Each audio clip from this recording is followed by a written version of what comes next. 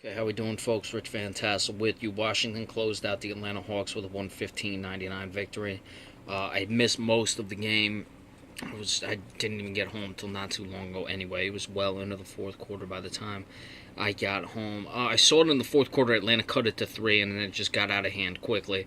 John Wall had 42 points, 16 of 25 shooting, 9 of 10 at the free throw line, 1 of 4 shooting threes. 8 assists. Bradley Beal had 31 points, 11 of 17 shooting, 2 of 3 3-point shots, 7 of 8 free throws, plus 32 for Beal, plus 19 for John Wall, as you would expect when they put up those numbers. Your starting backcourt gives you 73 points on 27 of 42 shooting. Not going to lose many games.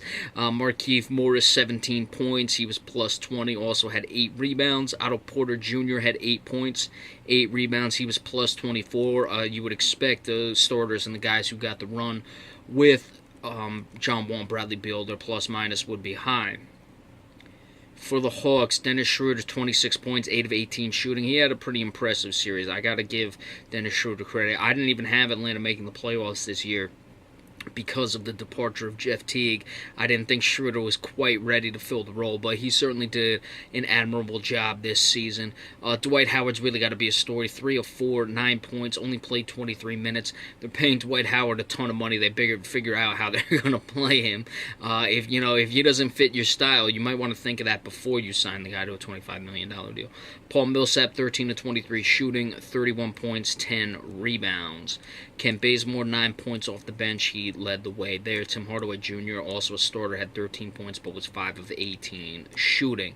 So it's almost certainly going to be that the Washington Wizards meet the Boston Celtics. Celtics are pounding the Bulls right now. Bulls actually have gone on like a run here to get it to 23, so it's bad for the Bulls. So Celtics handling business. We'll do the recap of that when that goes final. I missed essentially all of that game as well.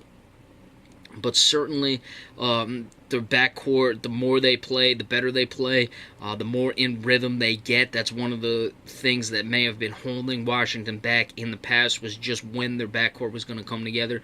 John Wall and Bradley Beal don't necessarily get along with each other, but playing well right now, so moving forward, we'll have to see. Certainly, it's going to be an interesting matchup, whoever Avery Bradley decides to take when the playoffs come. But, we'll get into that when it comes forward. As for Atlanta, as we said, the Millsap injury hurt him this year. I thought they were actually very impressive, considering only had 43 wins.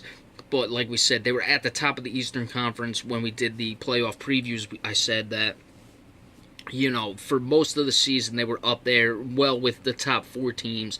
The Celtics, the Cleveland Cavaliers, and the Washington Wizards as well. The Millsap injury hurt them down the stretch. What are they going to do with Dwight Howard? Dennis Schroeder, his game continues to improve, but Millsap's going to be a free agent, so you got some serious questions there. And as for the Washington Wizards, we'll get into them when they meet the Boston Celtics in the next round of the playoffs. All right, when the Celtics game goes final, we'll give you the recap of that. Be sure to stay tuned. And remember, we appreciate all subscriptions as well.